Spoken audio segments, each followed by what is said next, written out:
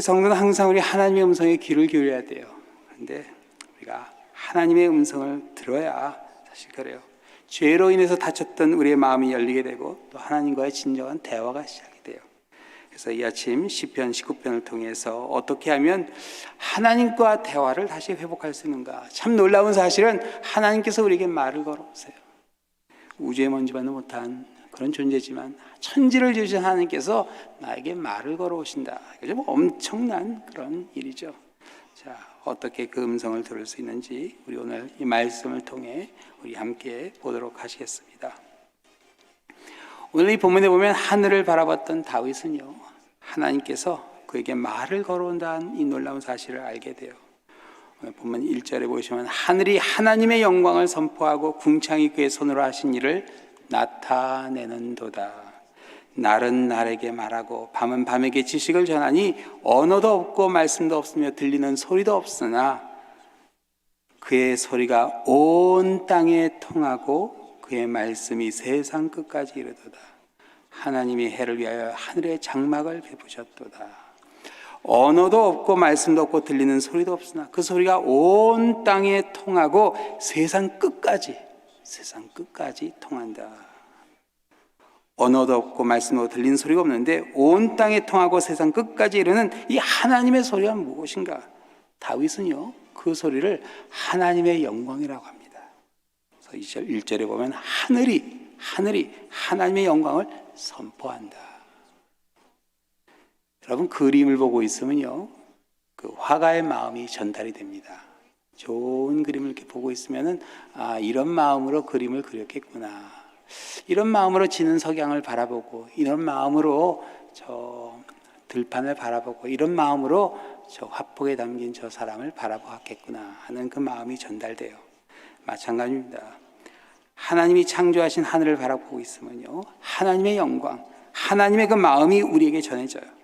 이걸 어려운 말로 선험적인 체험 또는 자연 계시라 그렇게 이야기합니다. 역사에 보면요, 오늘 본문에 나온 다윗의 간증 외에도 이 계시를 확실하게 들었던 사람들의 그런 간증이 나옵니다. 만유 인력의 법칙을 발견한 존 뉴턴은요, 이렇게 말했어요. 가장 아름다운 체계라 할 수 있는 우주는 지각이 있는 존재의 계획과 주권으로부터 나왔다고 생각할 수밖에 없다. 또 뉴턴이 죽기 3년 전에 태어난 독일의 세계적인 철학자 임마누엘 칸트는 이런 말을 남겼습니다. 나로 하여금 경외한 것 두 가지는 별이 가득 떠 있는 하늘과 밤하늘이죠. 그 안에 내재하는 양심의 우주다. 사랑하는 성도 여러분, 밤하늘 한번 쳐다보신 적 있으신가요? 사실 시카고같이 큰 도시는 쳐다봐야 별 의미가 없는 것 같아요. 왜냐하면 사람이 만들어 놓은 빛이 너무 많아가지고 하늘의 별을 다 가려버렸어요. 네, 한번 제가 살고 있는 곳은 노스캐롤라이나입니다. 그래서 이제 거기에서 한 3시간, 랄리라는 수도인데 거기서 한 2시간 반, 3시간 나가면 해변이 나와요. 근데 한번 해변가에 갔는데 하늘을 보니까 정말 이렇게 은하수가 보이더라고요. 네, 총총 하늘에 가득 떠 있는 별들 참 아름답습니다. 사실 이거 뭐 말로 하는 것보다 제가 영상을 하나 보여드릴 텐데 이렇게 한번 보시면 그 하늘의 영광을 잠깐 볼 수 있어요.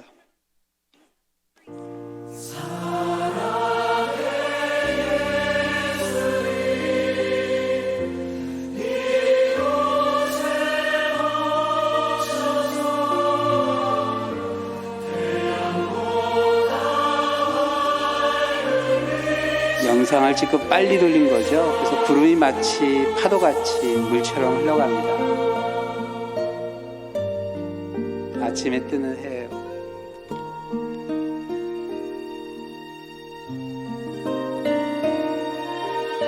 밤하늘의 은하수입니다.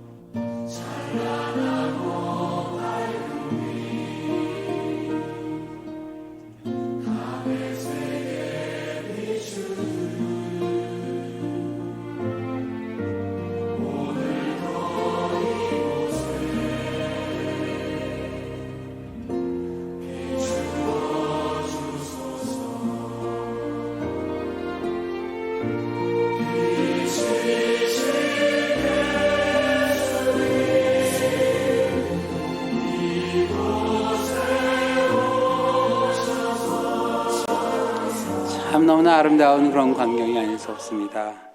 여러분, 저런 장관이 100년에 한 번, 10년에 한 번 지나가는 게 아니에요. 매일 밤 지나갑니다. 매일 밤. 우리가 보던 안 보던 하나님께서 저렇게 아름답게 하늘에 하나님의 영광을 펼쳐주세요. 한 오스트레일리아의 천문학자에 의하면 밤하늘에 반짝이는 별의 숫자는 지구상의 모래알의 한 10배 된다고 그래요. 그걸 숫자로는 10의 32승 이라고 공이 32개 붙습니다. 19라고 합니다. 그리고 영어로는 섹스틸리언이라고 그래요. 하늘에 있는 그 많은 별들, 그 점 하나하나가 다 별입니다. 우리 태양과 같은 별이에요. 그런데 우리가 보고 있는 이 태양은 뭐 그렇게 특별한 별이 아니라고 합니다. 아주 평범한 그런 별이에요. 그런데 그 아주 평범한 별에 그 해에서 나오는 위력이 오늘 본문 5절에 보면요, 해는 그 신방에서 나오는 신랑과 같고 그의 길을 달리기 기뻐하는 장사 같아서 하늘 이 끝에서 나와서 하늘 저 끝까지 운행하며 그의 열기에서 피할 자가 없도다. 태양 하나에서 나오는 열기도 우리는 감당이 안 되는데, 이 하늘에 떠 있는 모든 별들을 창조하신 하나님이 어떤 분인가 생각하면 이게 뭐 도저히 상상하기 어려운 그런 스케일이 되죠. 그리고 상대적으로요, 우리는 정말로 우주의 먼지만도 못한 존재라는 것을 우리가 알게 돼요. 근데 그 엄청난 하나님께서, 천지를 지으신 하나님께서 우리에게 관심을 가져주시고 말을 걸어온다는 사실, 나 같은 존재를 하나님께서 인식하시고 나에게 말을 걸어오는 사실이 너무나 놀라워요. 그래서 시편 8편에 보면요, 다윗은 우리에게 말을 걸어오시는 하나님의 사랑을 이렇게 표현했습니다. 여호와 우리 주여, 주의 이름이 온 땅에 어찌 그리 아름다운지요. 어제는 성전을 바라보고 고라지는 어찌 그리 사랑스러운지요. 그렇게 성전을 바라봤는데 여기는 어찌 그리 아름다운지요. 주의 영광이 하늘을 덮었나이다. 주의 대적으로 말미암아 어린아이들과 젖먹이들의 입으로 권능을 세우시며 이는 원수들과 보복자들을 잠잠하게 하려 하십니다.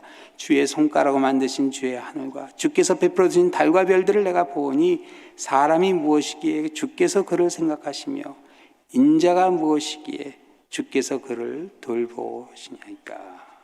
사람이 무엇이기에 주께서 그를 생각하시며 인자가 무엇이기에 주께서 그를 돌보시나이까. 하나님은요, 우리뿐만 아니라 하늘에 날아다니는 새 한 마리 한 마리까지도 다 돌봐주시는 그런 하나님이시죠. 우리 현대인의 문제는요, 하늘에 덮인 하나님의 영광은 고사하고 땅에 있는 아름다움도 보지 못할 때가 있어요.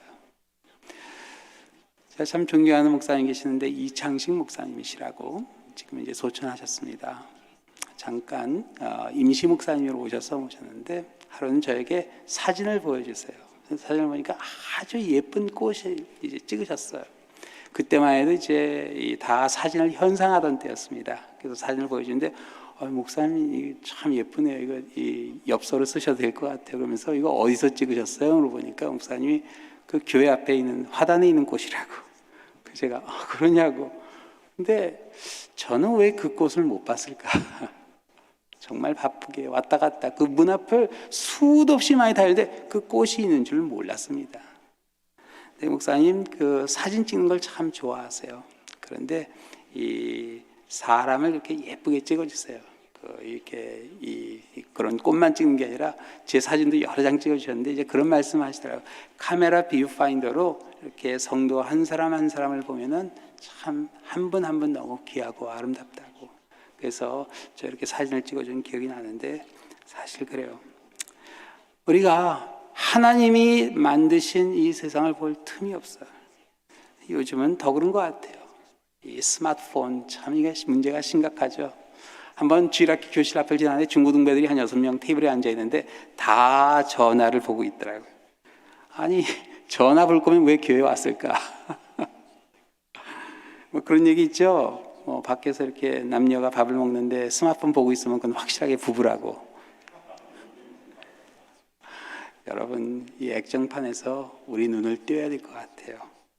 우리 자매만 인사하셔서 이제 그만 봅시다 하고 인사해 주세요. 네, 한번 인사하세요. 그만 봅시다. 여러분이 코로나 지나오면서 더 이렇게 그 속으로 들어가 버린 것 같아요. 그렇죠? 답답했죠. 그러니까 이거 보게 되고, 그런데 어느 한순간 그게 우리의 습관이 되어버린 거예요. 근데 우리는 하나님 만드신 세상을 바라봐야 돼요. 하늘뿐만 아니라 우리가 하나님께서 안타깝게 바라보고 계시는 한 영혼을 바라볼 수 있어야 됩니다. 세상을 바라봐야 돼요. 하나님이 만드신 세상을 바라봐야 돼요. 전 초등학교 6학년 때 한국을 떠났습니다. 근데 제가 초등학교 때 배웠던, 그때는 국민학교였어요. 그 한국의 동요들을 생각하면 우리 한국 동요들은 자연에 관한 동요가 참 많은 것 같아요. 퐁당퐁당 돌을 던져라, 누나 몰래 돌을 던져라, 냇물아 퍼져라, 초록빛 바닷물에 두 손을 담그면 푸른 하늘 은하수 하얀 쪽배, 샛별이 등대란다 노를 저어라. 산 위에서 부는 바람, 어떤 바람이요? 서늘한 바람. 그 바람은 좋은 바람, 고마운 바람. 우리 민족은 원래 바람만 불어도요 고마워하는 마음을 가졌던 그런 민족이에요. 그런데 하나님을 모를 때도 그런 마음을 가졌는데, 하물며 이제 우리가 천지를 지으신 이 모든 걸 지은 하나님을 안다면 어떻게 감사하지 않을 수가 있겠어요? 하나님이 이렇게 힘을 실어주시는구나. 우리가 당연히 더 관심을 갖고 감사해야 되는데 그러지 못하는 그 이유가 성경에 로마서 1장에 이렇게 나옵니다. 하나님의 진노가 불의로 진리를 막는 사람들의 모든 경건하지 않음과 불의에 대하여 하늘로부터 나타나니 이는 하나님을 알만한 것이 그 속에 보임이라. 하나님께서 이를 그들에게 보이셨느니라. 자, 신학교 공부할 때 그 다운타운의 그 대학원에 이 생물학을 이제 연구하시는 박사님이 계셨어요. 근데 그분이 이렇게 가면은 뭘 하고 계시냐면 유리관을 이렇게 번슨번에다가 이렇게 쫙 늘리세요. 그럼 그 유리관 끝이 정말 머리카락보다도 더 가는 그런 관이 나와요.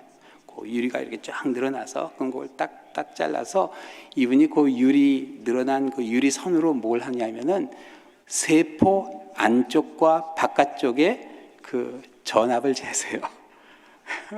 그걸로 박사학위를 받으신 그런 분이세요. 그래서 이 살아있는 그 세포막을 연구하시는 이제 그런 박사님이신데, 한번 성경 공부에서 그런 얘기 하시더라고요. 너무나 정교하대요. 그 인간의 몸속에 있는 이 수도 없이 많은 그 세포 하나하나의 그 세포막이 너무나 정교해서 이게 도저히 그냥 이렇게 자연스럽게 만들어졌다는 게 믿기지가 않는데요. 아, 이런 거구나. 그렇게 자세히 보니까 이게 정말 하나님의 손길이 그 세포막에서도 그게 느껴지는 거구나. 하나님을 알만한 것이 그들 속에 보임이라. 하나님께서 이를 그들에게 보이셨다. 그렇게 이야기해요. 그리고 창세로부터 그의 보이지 아니하는 것들 곧 그의 영원하신 능력과 신성이 그의 만드신 만물에 분명히 보여 알려졌나니 그러므로 그들이 핑계하지 못할지니라. 하나님을 알되 하나님을 영화롭게도 아니하며 감사하지도 아니하고 오히려 그 생각이 허망하여지며 미련한 막 어두워졌나니. 하나님을 아는데 감사하지 않아요. 하나님이 밤하늘에 저렇게 아름다운 별들을 그렇게 수없이 수놓아 주셨는데 전혀 감사한 마음이 없어요. 그냥 지나갑니다. 뭐가 그렇게 바쁜지, 뭐 중요한 일이 그렇게 많은지 정신없이 한 번도 쳐다보지 못하고. 여러분, 하나님 물어보시면 어쩌시겠어요? 너 그날 그거 봤니? 내가 그걸 그렇게 멋있게 했는데 너 그거 봤니? 아, 제가 바빠서 못 봤는데요. 할 수 있는 핑계가 아니겠죠. 미련한 마음이 어두워졌다. 감사하지 아니한 결과 우리가 결국은 마음이 허망해지고 어두워집니다. 이게 뭐냐면요, 마음이 허망해지고 어두워졌다 하는 것은 우리가 정말 소중하게 생각해야 될 것을 잘 모른다는 뜻입니다. 마음이 어두워져서. 허망해지고 어두워지는 가운데 우리의 관계들이 망가지기 시작하죠. 서로 사랑해야 할 부부가 헤어지고 서로 신뢰해야 할 친구가 원수가 되어버립니다. 서로 신뢰해야 할 성도가 멀리하게 되고 믿고 따라야 할 목회자를 비난하게 됩니다. 사랑을 베풀어야 할 사람들을 위면하게 만들고 서로 화목해야 할 사람들을 반목하게 만듭니다. 여러분, 우리가 어떻게 이걸 회복을 할 수 있는가?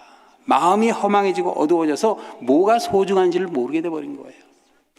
소렌 킬케고르라는 신학자가 이 세상을 이렇게 바라보면서 이런 거구나 하는 그런 깨달음이 있었는데 뭐였냐면요.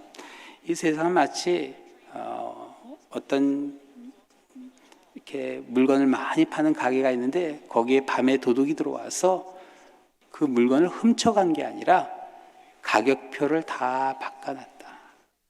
그래서 아주 비싼 물건에 싼 가격표가 붙어 있고 별로 중요하지 않고 값어치 없는 것에 아주 비싼 가격표가 붙어 있고 그걸 다 바꿔놓은 거예요. 그게 바로 사탄이 세상에서 하는 일이라 그렇게 이야기했어요. 그런 것 같아요. 뭐가 정말 가장 소중한가? 이 마음이 어두워져서 그걸 잘 모르는 거예요. 뭐가 가장 귀한가? 여러분 교회에서 섰던 사이에 가장 귀할까? 사실 지난 30년 제가 사역을 해오면서 항상 우리 교회 가는 교회마다 2세 교육했지만 사실 2세 교육이 그렇게 중요할까 하는 생각이 들어요. 예수님께서 우리에게 2세 교육하라고 그러진 않으셨는데 뭐 하라고 그러셨죠?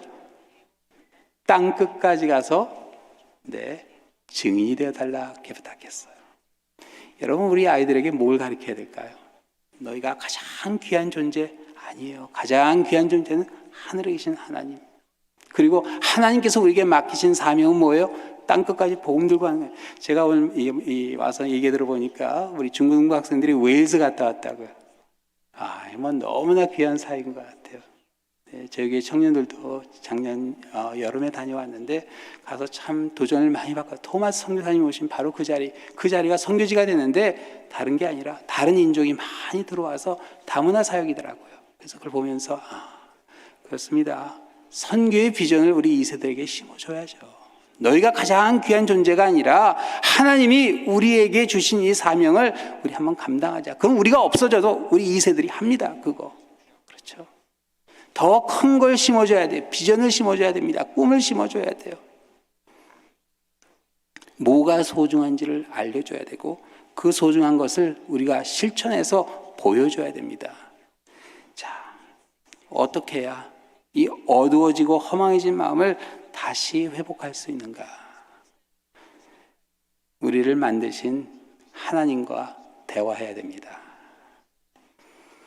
그래서 이사야서 40장에 보면요, 이사야 선지자가 죄로 인해서 나라를 잃고 절망과 좌절 가운데 있는 유대인들에게 다시 하나님과 대화할 수 있는 방법을 가르쳐 주셔서 이사야서 40장 25절 말씀에 이렇게 나옵니다. 거룩하신 이가 이르시되 그런즉 너희가 나를 누구에게 비기며 나를 그와 동등하게 하겠느냐 하시느니라. 너희는 눈을 높이 들어 누가 이 모든 것을 창조하였나 보라. 주께서는 수요대로 만상을 이끌어내시고 그들의 모든 이름을 부르시나니 그의 권세가 크고 그의 능력이 강함으로 하나도 빠짐이 없느니라.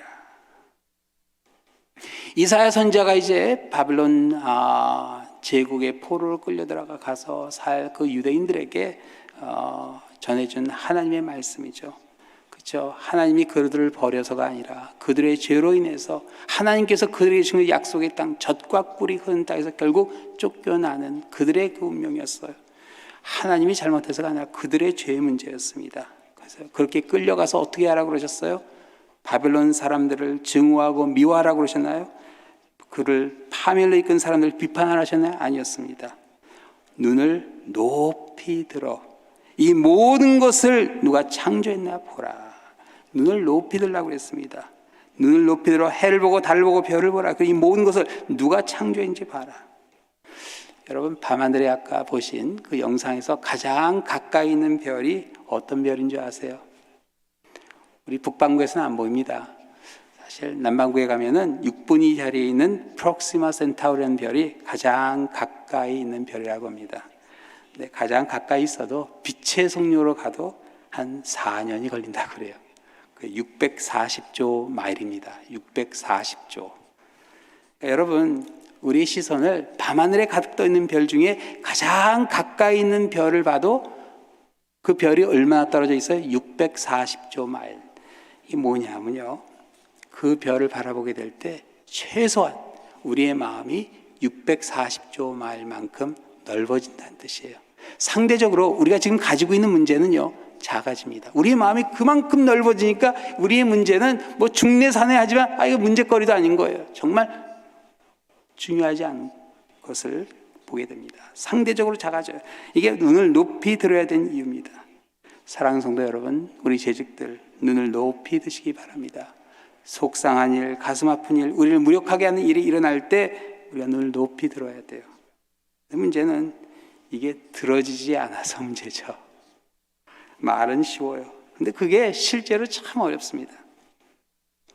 제가 목회를 처음 시작할 때였습니다. 뭐 경험도 없고. 그런데 이제 공동회를 이제 처음 인도하는데 그때 어느 성도님 한 분이 정말 이렇게 좀 말도 안 되는 발언을 이렇게 하셨어요.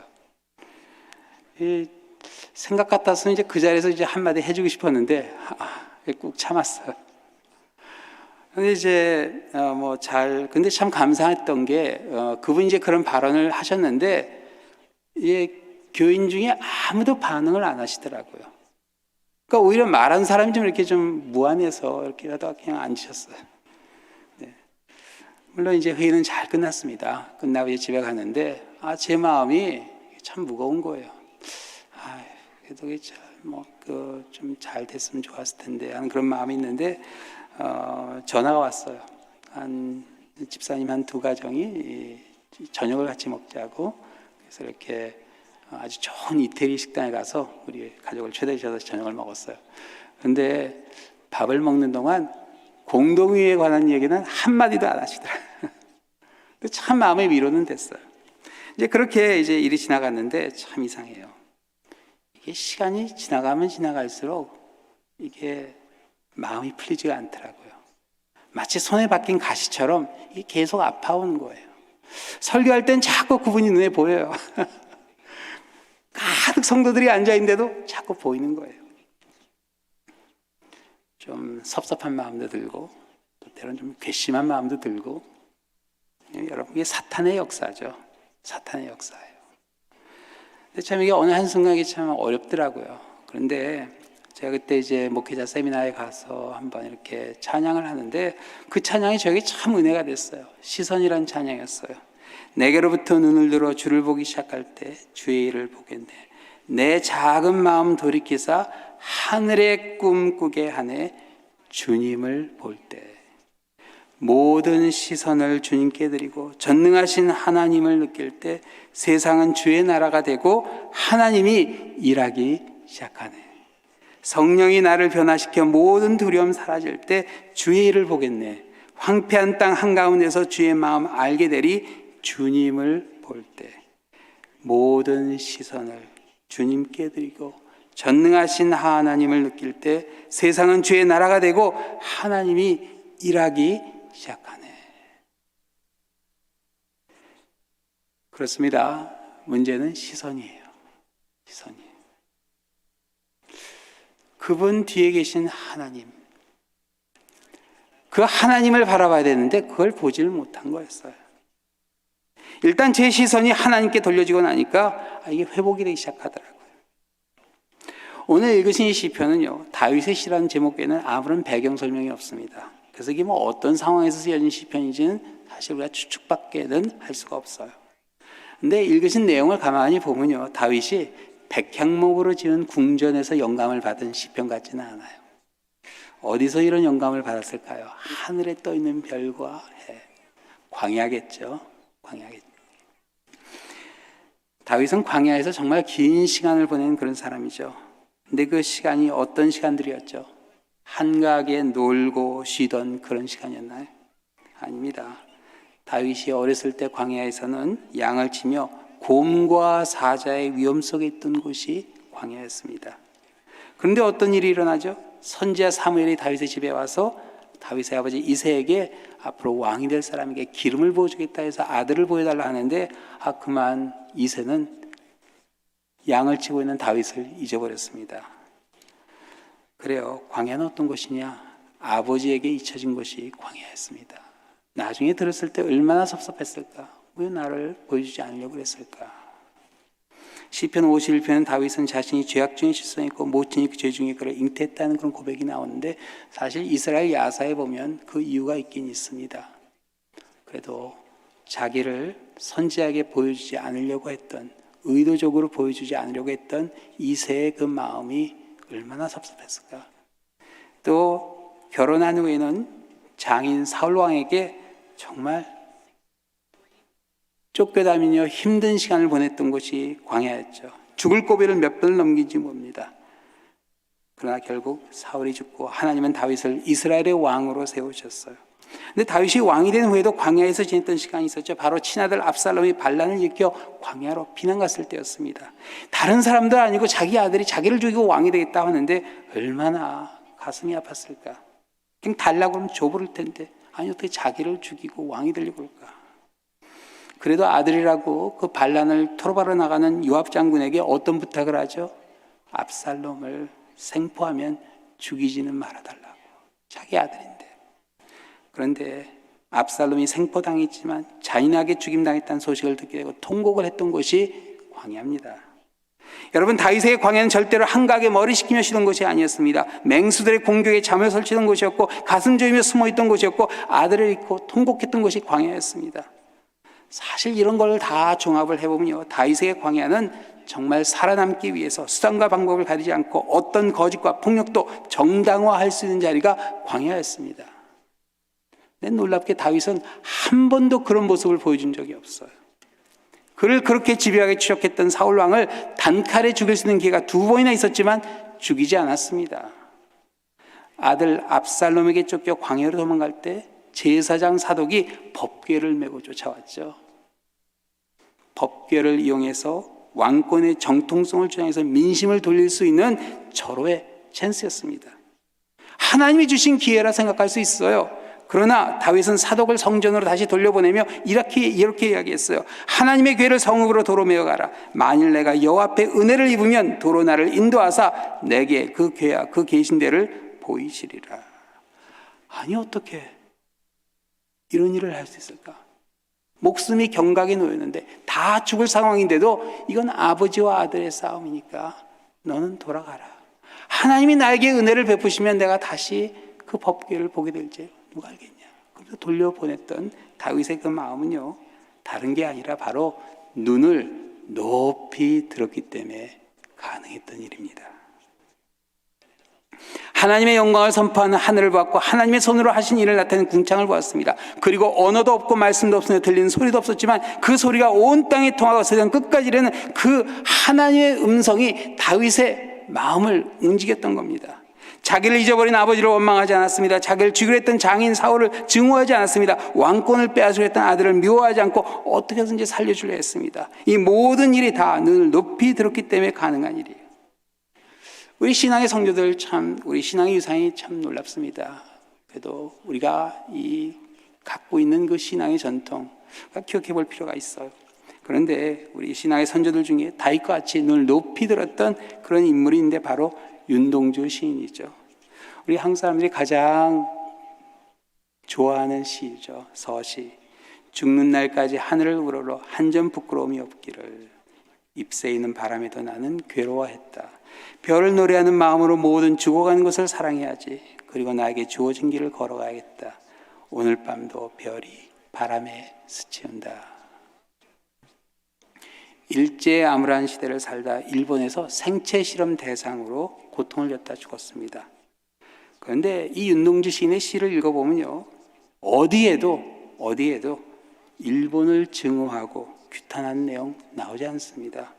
조국을 배신한 사람들 정죄하지 않았어요. 해방 후 1952년 시인의 시집이 출판되었는데 제목이 하늘과 바람과 별과 시였습니다.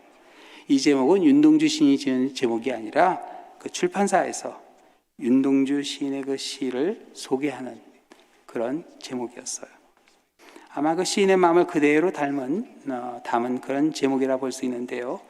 그 시집에 나오는 시들이 공통점이 하나 있습니다. 제가 제목을 읽어드릴 텐데 그 공통점이 뭔지 한번 여러분 보시기 바랍니다.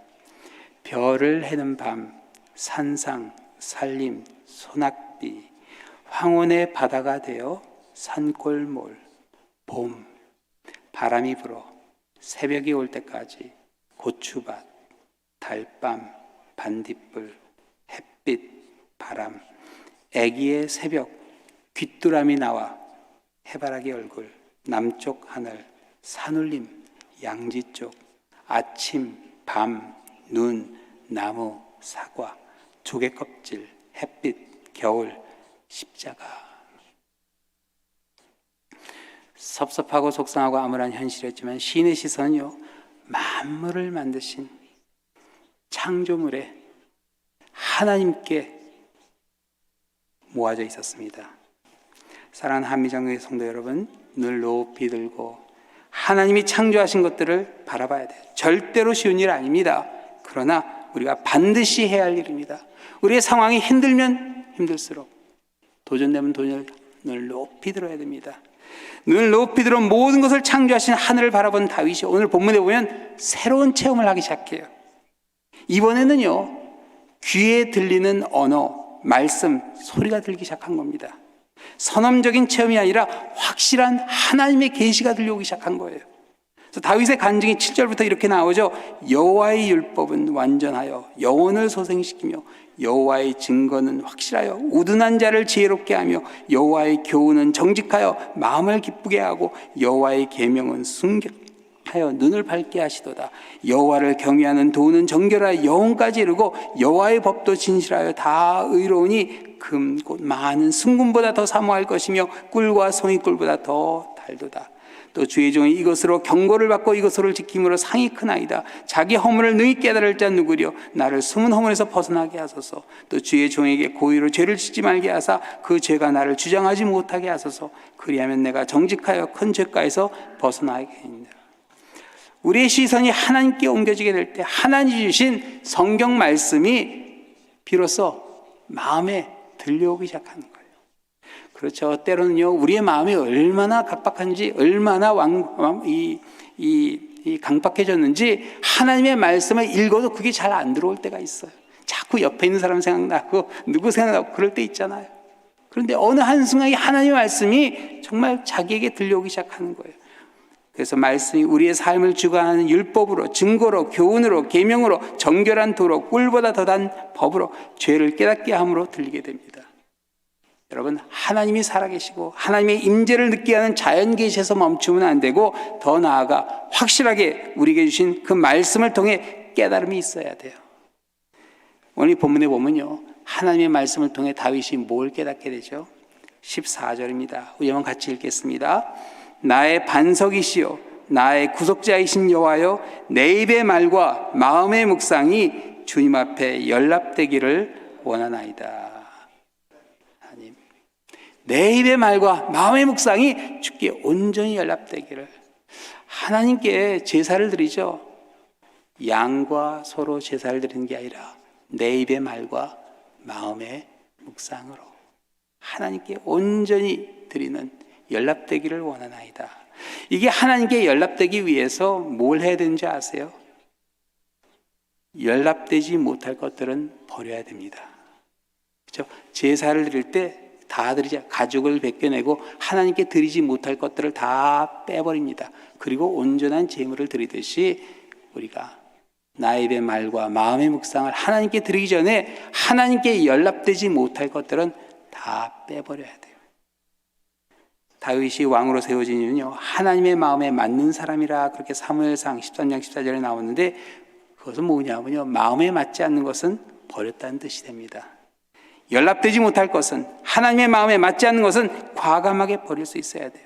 근데 여러분, 다윗이라고 왜 섭섭한 마음, 미워하는 마음, 중한 마음이 없었겠습니까? 그러나 눈을 높이 들고 하나님의 말씀에 순종함으로 무엇을 버려야 할지, 연락되지 못할 것이 무엇인지 확실히 알게 된 겁니다. 사랑하는 성도 여러분, 우리가 임생활 하면서, 유학생활 하면서 섭섭한 일, 속상한 일 참 많습니다. 무시당할 때도 많습니다. 인종차별도 있죠. 그러나 눈을 높이 드시고 하나님의 말씀에 귀를 기울이시는 가운데 하나님께서 어떤 마음을 기뻐하실까, 어떤 말을 연락하실까, 우리 한번 함께 바라보는 시간이 되었으면 합니다. 스데반 집사님은요, 돌에 맞아 순교하는 가운데서 눈을 높이 들었죠. 그에게 돌을 던지는 사람들 보지 않았습니다. 그를 정죄하는 대제사장 보지 않았어요. 높이 들어서 누구를 봤죠? 하늘 보좌 앞에 서 계신 예수님을 보았습니다. 그 가운데 어떤 기도를 드리게 되죠? 하나님께 영혼을 맡기는 기도, 죄인을 용서하는 기도를 드리죠. 사도행전 7장에 이렇게 나와요. 그 그들이 돌로 스데반을 치니 스데반이 부르짖어 이르되 주 예수여 내 영혼을 받으시옵소서 하고 무릎을 꿇고 크게 불러 이르되 주여 이 죄를 그들에게 돌리지 마옵소서. 이 말을 하고 자니라. 하나님께서 연락하신 스데반 집사님의 말과 마음입니다. 예수님께서 보여주신 그 기도, 그 마음을 똑같이 하나님께 올려드린 스데반 집사님이었습니다. 사랑하는 성도 여러분, 특별히 이곳에 계신 모든 재직 여러분, 눈을 높이 드시는 가운데 승리의 면류관은 밟는 바로 그 순간까지 여러분의 입의 말과 마음의 묵상이 우리 주님께 온전히 연락되기를, 이 자리에 와서 온전히 하나님께 올려드리는 우리 한 분 한 분 되시기를 우리 주님의 이름으로 축원합니다. 기도하시겠습니다. 사랑의 주님, 우리 입의 말과 마음의 묵상이 주께 연락되기를 원하지만 우리의 입술은 너무나 부정하고 우리의 마음에는 하나님이 기뻐하지 아니하시는 것으로 가득해져 있습니다. 우리를 용서해 주시고 우리의 시선을 주님께 드리는 가운데 하나님께 연락되지 못할 것들을 과감하게 내려놓게 하여 주시고 온전히 주님께 드려지는 우리 입의 말과 마음의 묵상이 되어 우리의 삶이 온전히 하나님께 드려지게 하여 주시옵소서. 우리를 주관하시는 하나님의 그 인도하심 가운데 성령의 놀라운 역사가 항상 우리를 주관하게 하시는 가운데 온전히 주님 앞에 나아가는 우리 모든 재직들, 우리 성도님들 되게 하여 주시옵소서. 모든 말씀 예수 그리스도의 이름으로 기도하옵나이다. 아멘.